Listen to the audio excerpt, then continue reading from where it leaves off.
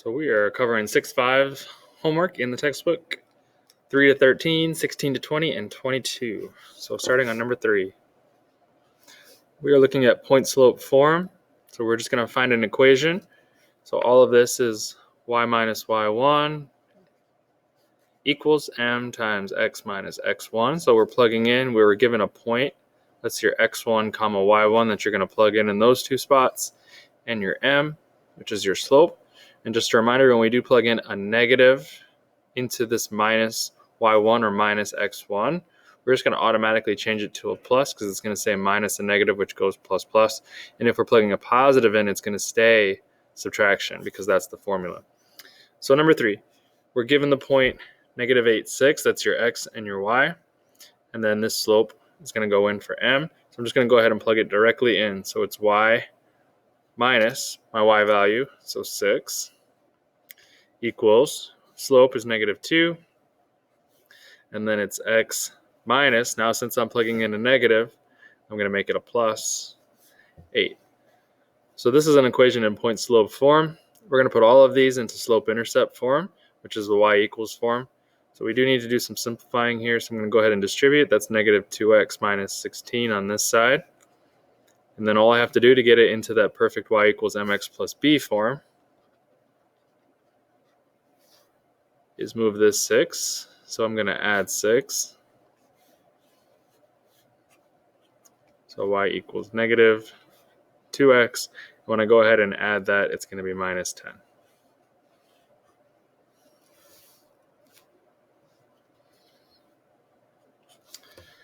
Number 4, same idea. So y minus my y value of 0. So on my next line, this is just going to be y equals. I don't need to do anything with that 0. It just goes away. My slope is 1/3. X minus. Now that's going to become a positive or a plus 2 because I plugged a negative in. So go ahead and distribute. So it's 1/3 x. Leave it just like that. And 1/3 times 2 is 2/3. And that's in our perfect form already, so we're good to go. I'm going to slide number 5 up here. Same idea now. Y minus. Now I'm plugging in a negative 1/2, so it goes plus 1/2. Slope is 0.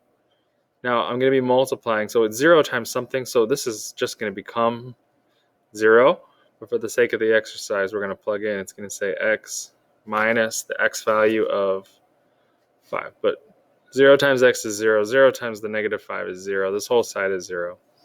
So I'm going to bring this down, and all I have to do now is get y by itself. So I'm going to minus 1/2 from both sides, which I can take away from 0.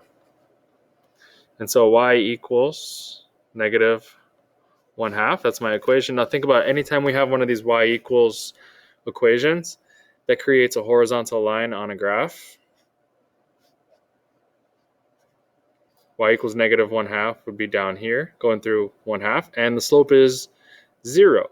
Anytime we have one of these y equals, it's a horizontal line and the slope is 0. So you can see when we plug in that slope of 0, it brings us all the way back to the equation that we already knew existed for horizontal lines. Okay, number 6. The slope of a line is negative 5 and the x-intercept is 4.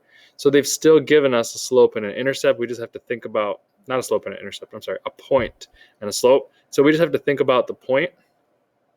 The intercept that they gave us is not the y-intercept. So I can't plug it into y equals mx plus b and call this the intercept and put 4 in there because that's the y-intercept, this is the x-intercept. So thinking about a graph, going back right up here, the x-intercept, where it hits the x-axis is 4. So somewhere over here is 4. That point right there has an x value of 4, but what's the y value? It's not up in the positive, it's not down in the negatives, it's on the x-axis, which has a y value of 0.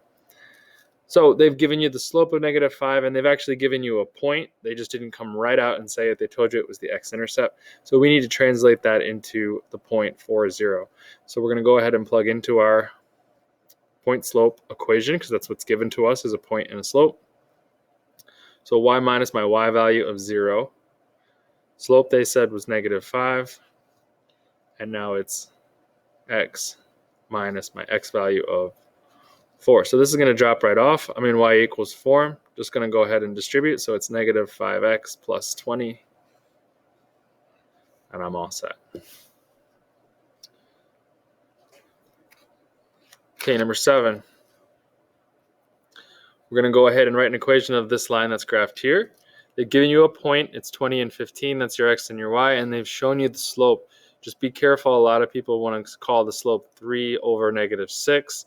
But it's always your down and your over, your rise and your run. This is down 6 over 3. So ideally, you'd want to actually show this below it. So it looks like it's down 6 and then over. But this still gives you the correct measurements. You just have to be smart enough to remember that it's rise over run. So let's start with y minus my y value of 15. Slope is negative 6 over 3, which simplifies to negative 2. So I'm just going to go ahead and put the negative 2 in that spot, times x minus my x value of 20. All right, we got to simplify that. First thing is distribute, so negative 2x plus 40. Now I'm going to go ahead and add 15 to both sides. So y equals negative 2x plus 55.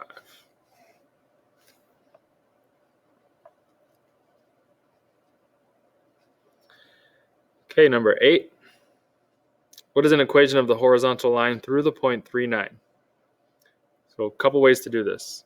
If it's a horizontal line, we know the slope is 0. So we could go into this equation like we've been doing and put in the slope of 0. But if you think about, go back to number 5, when we plugged in a slope of 0, what happened? We ended up with y equals a number. We should already know from past chapters that a horizontal lines equations all just say y equals whatever value the y always is. So just looking at this one, the y value is 9. And if I had that point, let's say 3, 9 was up here somewhere, and it's the horizontal line going through it. No matter where I go on that line, the y value is still 9. So this is 3, 9, but there'd be a negative 3, 9, there'd be a negative 10, 9, there'd be a positive 100, 9. The y value stays the same. And so we already know that the equation of that line is going to be y equals 9. And if you did plug into this, you'd put slope of 0. You'd put the 9 in for the y and the 3 in here, but the 0 would cancel everything out. It would say y minus 9. You'd add 9 to the other side, and you'd end up right here. Okay, so we already know the equations of a horizontal line. Hopefully you can see the connection between this equation and that, but there's no need to go through the exercise there. We know what this equation is. Okay, number 9, continuing in the same manner, they give you a slope and points. They just happen to be decimals. Doesn't mean it's any more difficult. So my y value is negative 3, so I'm going to put plus 3. It's 3.0, so I'm just going to say 3. Slope is negative 4.3 times x minus my x value of 6.8. So I've got to distribute. So it's negative 4.3x times a negative. Negative and a negative, this will be a plus.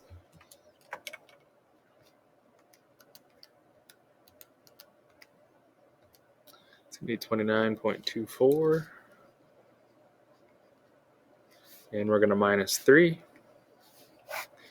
So y equals negative 4.3x, just minus 3 off of this, so it becomes 26.24.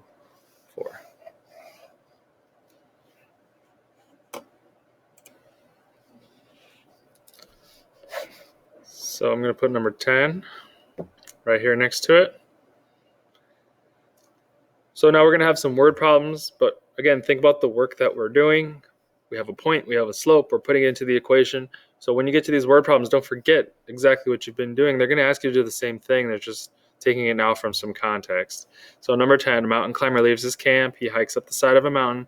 His altitude increases at an average rate of 200 feet per hour. So every 1 hour, he goes up 200, up 200, up 200.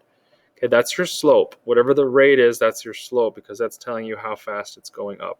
Up 200 every single hour. So your slope, if you want to write it out, m is 200. It says after 3 hours, his altitude is 4,100. So when they give you a point in these word problems, it's always going to be a pair of numbers that go together, an ordered pair. And so my point here is 3, 4,100. Because those go together. In 3 hours, this is his altitude. Now, how do I know which one to put where? Technically, it doesn't matter. They're going to give you different things depending on how you set it up. But we always talk about when you have a graph, we always want to put time as our x-axis. So as we look across, as we move from left to right, time is passing and we can see, is something going down, is something increasing over time. So your x value should be your time, which is the hours in this case. So we're going to go ahead and we're going to write an equation, because that's what they asked for. Write an equation to find his altitude y after he's been hiking for x hours. So we want it in terms of y. We want y, well, we actually want, we want it in terms of y. It's going to say y equals, and then it's going to be in terms of x on the other side. So y minus, put our y value of 4,100. M is 200. X is 3. So we're going to go ahead and distribute first.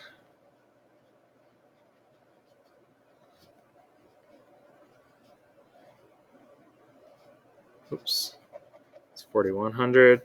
And we just have to go ahead and add 4,100 to both sides, and we are all set. So y equals 200x. When we go ahead and add this, that's positive 3,500. So think about what this information tells you now. We already answered the question. This is the equation, but this is your starting point. This tells you right here, that's the y-intercept. When time was 0, this is your starting point.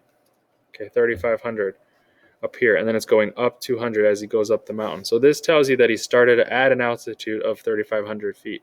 He did not start at the base. All right, we are going on to 11. So on 11, newborn, meaning 0, age 0 months, is 2 centimeters long. That's your initial point they gave you. At 0,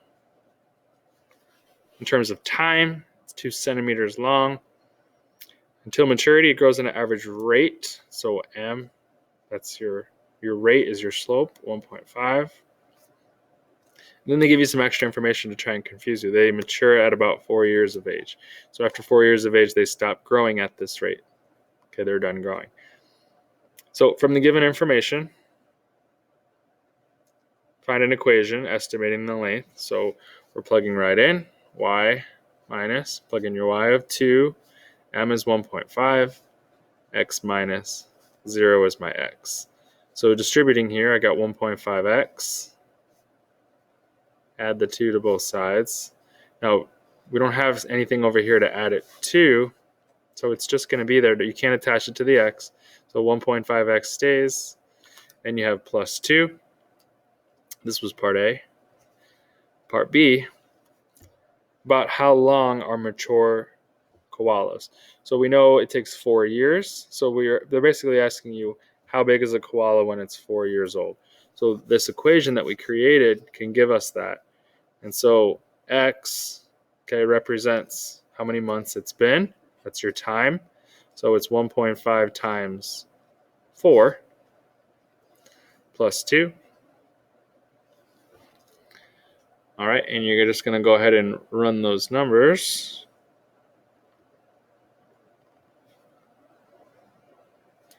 And 1.5 times 4 gives you 6 plus 2. Oops, what am I doing? Oh, I see the problem. So I was looking at the answer key and I could see my answer wasn't going to match up. And so when we went ahead and we did this point, take a look. This was in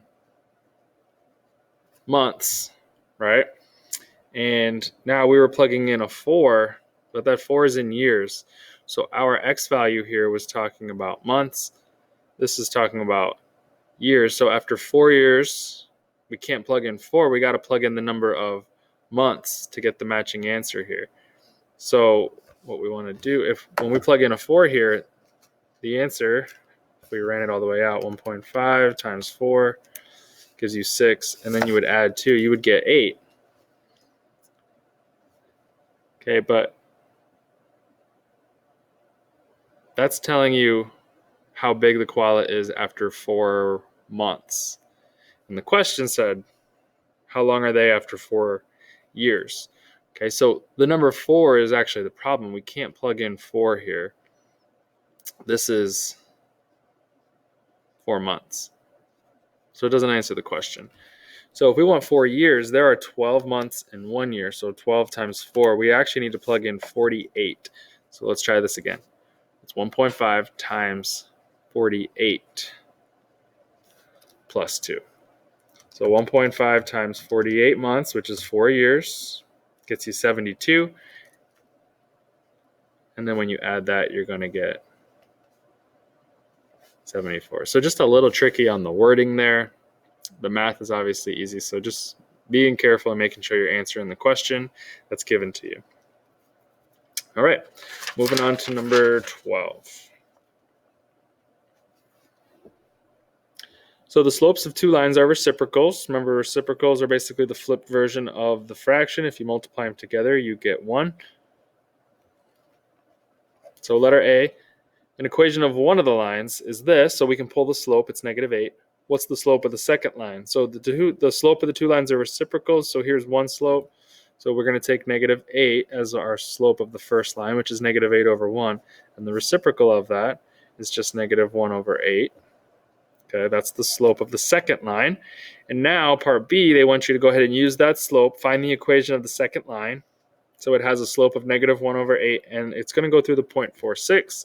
So going back to our equation, plugging in 6 for y, -1/8 for our slope, and then it's x minus x value of 4. Now we need to go ahead and just distribute this all the way out. So we have -1/8 x. When we multiply here, that's going to become a positive. So 4 times 1/8 is 1/2. And all we have to do now is add that 6, and we'll have y by itself. We'll have it in perfect y equals mx plus b form. So our slope is -1/8, and our y-intercept, 6 plus 1/2 is 6.5, or 6.5. Here's number 12.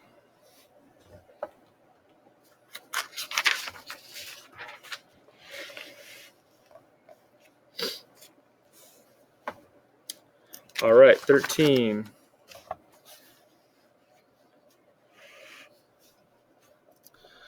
So we have a 5-week-old baby. It weighs 12 pounds. So you can see that combination right there. That's giving you an x and a y. Time is 5 weeks. That's your x.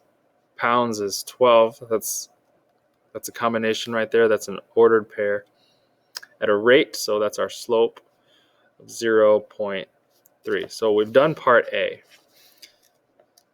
The given information represents your slope, your age, and your weight. Find those values. So that's your x, that's your y, and that's your slope. Part B, determine an equation for the baby's weight. So we're going and plugging in like we've been doing. Y minus 12 equals slope of 0.3, x minus 5. Distribute. That's 1.5. And we're going to go ahead and add 12 to get it over here.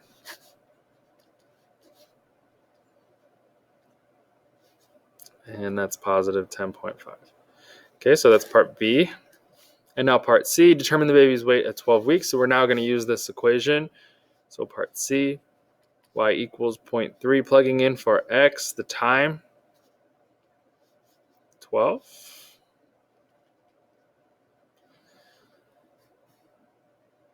So we're going to go ahead and multiply right here. That's going to be 3.6.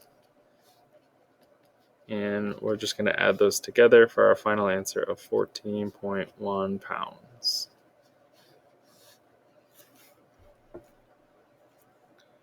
All right, from 13, we're jumping down to 16.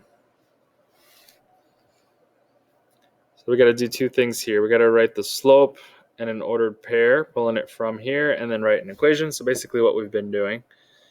So first of all, slope, we're looking for the rate. So she's on vacation, she's spending 75 per day. That's your rate. So m equals 75. And then your point, after 4 days, that's your time. She's got 320. So 4, comma, 320. So there's your part A. And part B now, put it in an equation. So y minus 320. 75 is your slope, x minus 4. Go ahead and solve it out. And actually, we need to be careful. If we leave this as a positive 75 slope, that's telling us that's an increase of 75. But she's spending 75, so this should be a negative 75. So we got to be careful with the context there. Because otherwise, we'd end up having a positive slope, and that's saying that she'd be starting with a certain amount of money and gaining. So obviously she's spending. We need that to be a negative slope going down. So let's go ahead and distribute. Negative 75x, positive 75 times 4 is 300. So we're going to add the 320. So y equals negative 75x plus 620.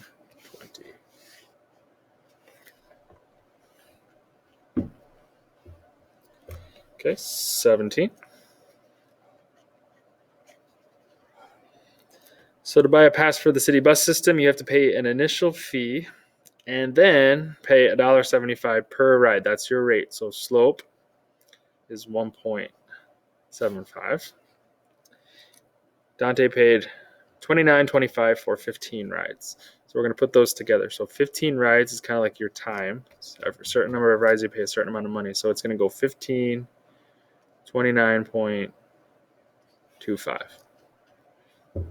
So just like we always judge it based on time, I know this isn't number of time, but rides and time are kind of similar.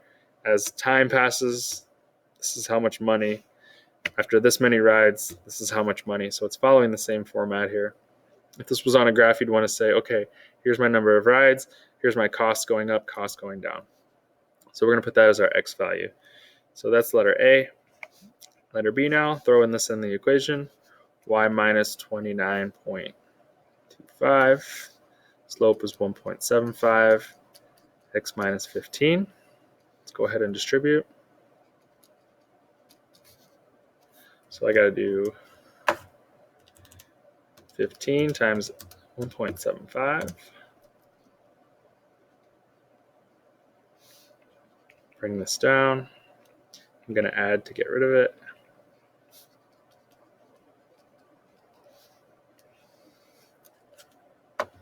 And you can see that's going to be a nice even positive 3. So y equals 1.75 x plus 3. Now that's all it asks us to do, but if we go back to the initial question, let's think about it for a second. It says to buy a pass for the city bus system, you must pay an initial fee and then pay $1.75 per ride. So by creating this equation, we found the initial fee. We plugged in an instance. 15 rides cost this much money. And we put it in a form that tells us here's the slope, that's the rate of change. Every ride costs $1.75. And here's your starting point. Here's your y-intercept is $3. So that's your initial fee. And so you start with $3 and you're going to go up $1.75 for every single ride. Going down to number 18. So we're going to match each one of these lines. So first of all, as I look at the equations and I look at all of them, they look parallel, which means they would have the same slope. They're decreasing by the same amount, same rate. And so you'll notice they all have a similar slope of negative 1/3. They're all going down 1 over 3, down 1 over 3. The difference is just where are they crossing the y-axis. So this one hits at positive 2. You'll see it right here. This one hits at 0, which would be the first one. And this one hits at negative 3. So it's right there. So it's very easy to recognize these just looking at the y-intercept. And so for letter A, that's the one that hits at 0 because there is no plus or minus there. And so for letter A, it's M. For letter B, it's going to hit at negative 3. That's line N. And for letter C, it's going to hit at a positive 2. So they've kind of just rearranged the order here, but you could put the 2 over here. It would say negative 1/3 x plus 2, so it's a positive 2. So that's letter K. 19, we are doing a quick graph here.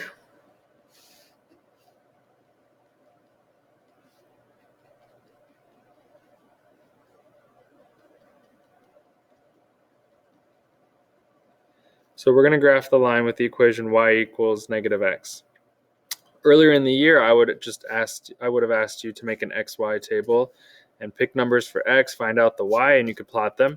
And that's a perfectly acceptable way to do this. But now that we know this form, even though it doesn't quite look like it because we don't have this plus or minus, it's just y equals negative x, it is actually in this form. So y equals negative x. There's no plus or minus, so that's like a plus 0. So my intercept is 0, meaning it's going to hit right at 0. And my slope, that negative, is a negative 1, which is like negative 1 over 1. So this is going to go down 1 over 1, down 1 over 1. So it's going to be the line that goes through the origin with a slope of negative 1. Number 20. Do these points all lie on the same line? For that to be true, the slope would be consistent through all of them. So we're going back to our slope formula. Y minus y, x minus x. I'm going to do it with the first 2 points first. So I'm going to do it with the negative 4, 3 and the 0, 2. And then I'll do it again with 0, 2 to 4, negative 7, and I'll check to see if they're the same. So y minus y, I'm going to do 3 minus 2. So I'm going this direction with my y's. I got to go this direction with my x's, so negative 4 minus 0. So I'm going to get a 1 over negative 4, which is just negative 1/4. If one of them is negative, the whole fraction is negative. And my next group, I'm going to go from 0, 2 to 4, negative 7. You could have gone from the first one to the last one. Okay, it doesn't matter, just a different combination than this. I'm going to go ahead and subtract this way again. So for my y's on top, it's 2 minus negative 7, which will go plus plus. And then 0 minus 4. So I get a 9 on top. I get a negative 4 on the bottom. That's my slope. Clearly different than this slope. So to answer my question on number 20, do they lie on the same line? I would say no.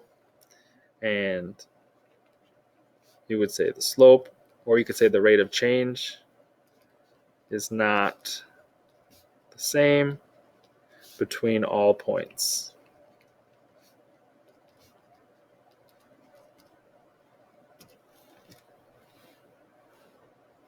And one more problem, number 22.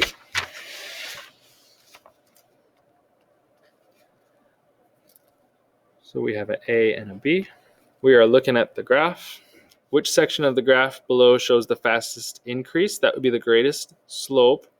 So all of these are increases. It appears to me the fastest increase would be letter C. And if we knew all the slopes, we could pick the biggest number to match that one. And for letter B, the slowest decrease. So A and B look like they're falling faster than F. So I'm going to say F would be the slowest one.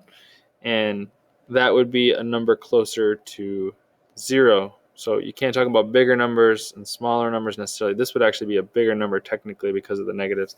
So a slope of negative 5 and a slope of negative 1/5. Negative 1/5 is going down 1 over 5, down 1 over 5, whereas opposed to negative 5, that's dropping 5 over 1. So that's a steeper slope. So you can't say the bigger one is always steeper because negative 1/5 is technically a bigger number than negative 5. So when you talk about negatives, you just got to be careful with your wording. Okay, the closer it is to 0 with your negatives, okay, the smaller that slope actually is. Okay, so it's actually based on your absolute value. So whichever one has the greater absolute value is going to have the steeper slope. But regardless, looking at it, the slowest decrease is F.